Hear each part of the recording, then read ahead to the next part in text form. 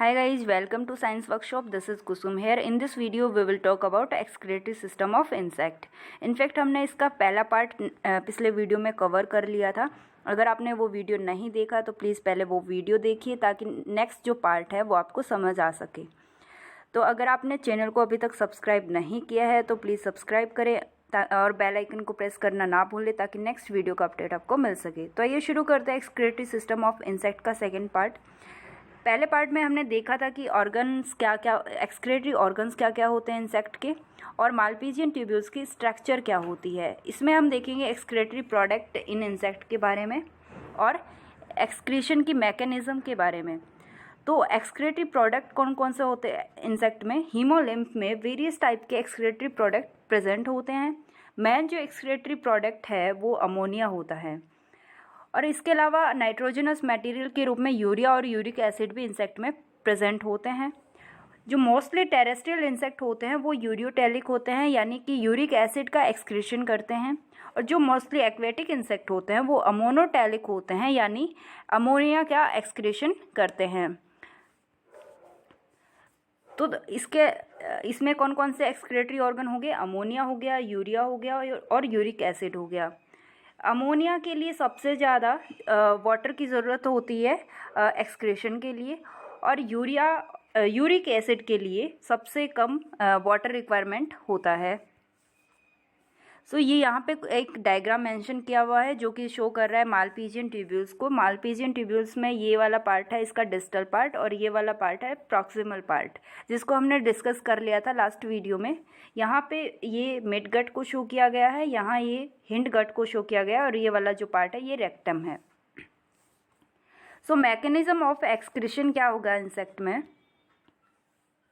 Malpighian tubules जो है वो मेन एक्सक्रीटरी ऑर्गन होती है इंसेक्ट का और ये जो ट्यूब्यूल्स होती है वो फिल्ट्रेट करती है. जो हीमोलिम्फ में एक्स्ट्रा मटेरियल पाए जाते हैं उसको फिल्ट्रेट करती है. और जो स्मॉल मॉलिक्यूल्स होते हैं लाइक शुगर हो गया, एमिनो एसिड हो गया, यूरिया हो गया और डिफरेंट आयंस हो गए वो डिफ्यूजन की प्रोसेस के द्वारा मालपीजियन ट्यूब्यूल में एंटर करते हैं. इसके अलावा जो कैटायन और यूरिक एसिड होते हैं वो मालपीजियन ट्यूब्यूल में एक्टिव ट्रांसपोर्ट के द्वारा एंटर करते हैं. नेक्स्ट क्या है कि जो वाटर और आयंस का मूवमेंट हीमोलिम्फ और मालपीजियन ट्यूब्यूल्स के बीच में होता है. डिस्टल पार्ट जो है मालपीजियन ट्यूब्यूल का वो सिक्रेटरी टाइप होता है और जो प्रॉक्सिमल पार्ट है मालपीजियन ट्यूब्यूल्स का वो अब्जॉर्प्शन टाइप का होता है. जो प्रोसेस है अब्जॉर्प्शन की वो डिफ्यूजन और रीअब्जॉर्प्शन के द्वारा होती है.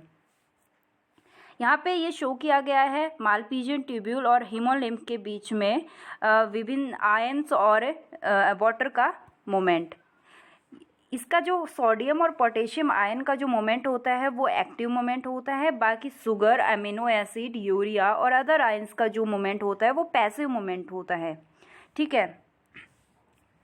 Salt and water balance. जो साल्ट का और वाटर का जो बैलेंस बनाया जाता है उसको हम ऑस्मो रेगुलेशन कहते हैं. For insect different environmental condition create different salt and water problems. अब अलग अलग इंसेक्ट के लिए अलग अलग एनवायरमेंट कंडीशन पे डिपेंड करता है कि वो क्रिएट हो सकती है साल्ट और water problems. In terrestrial insect water loss through evaporation. जो टेरेस्ट्रियल इंसेक्ट है उसमें इवोपोरेशन के द्वारा वाटर का लॉस होता है. ये जो इंसेक्ट है टेरेस्ट्रियल इंसेक्ट है वो जो फूड इंजेस्ट कर रहे हैं, जो फूड खा रहे हैं उसके ऊपर डिपेंड करती है इंसेक्ट में वाटर और साल्ट की concentration. Feed like waterless material खाते हैं या फिर वाटरी मटेरियल खाते हैं यानी जिसमें जल की मात्रा ज़्यादा होती है वो वाला मटेरियल खाते हैं. In fresh water insects absorption of the water through the integument. जो फ्रेश वाटर इंसेक्ट होते हैं उसमें जो अब्जॉर्प्शन होता है वो इंटेग्यूमेंट के द्वारा होता है यानी इंटेग्यूमेंट को हम बॉडी वॉल के नाम से भी समझ सकते हैं. अब कौन से जो हार्मोन है वो वाटर बैलेंस के लिए रिस्पॉन्सिबल होते हैं इंसेक्ट में.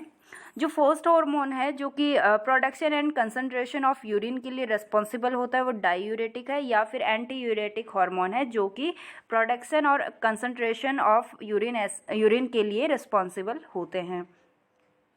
ये जो हार्मोन है ये ब्रेन के कुछ पार्ट के द्वारा सीक्रेट किए जाते हैं लाइक इंटरसेरेब्रल द्वारा कार्डियकम द्वारा, सब ईसोफेजियल गैंग्लियन के द्वारा सीक्रेट किए जाते हैं। These hormones absorb by Malpighian tubules and muscles of rectum parts. ये जो हार्मोन्स हैं वो अब्जॉर्ब किए जाते हैं मालपीजियन ट्यूब्यूल्स के द्वारा और रेक्टम पार्ट की कुछ मसल्स के द्वारा।